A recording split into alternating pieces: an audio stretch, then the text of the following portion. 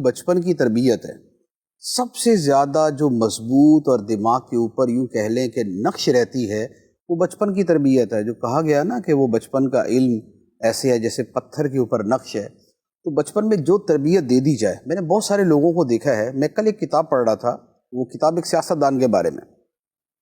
تو اس نے کہا کہ میں یورپ وغیرہ پڑھنے گیا اور میں بالکل یوں کہہ لیں کہ لا دینوں میں، دہریوں میں اور اس طرح کے لوگوں کے اندر میری زندگی گزری،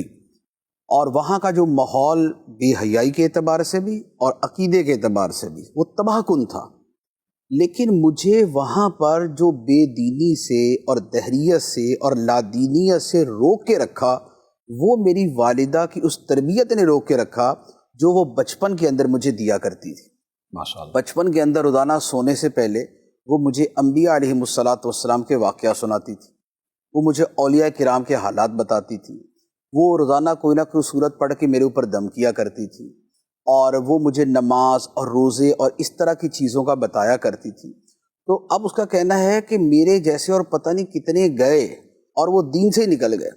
لیکن میری حفاظت کا ایک بڑا سبب یہ بنا کہ میری والدہ کی وہ جو بچپن کی میری تربیت تھی، اس نے میرے دین ایمان کو بچا لیا۔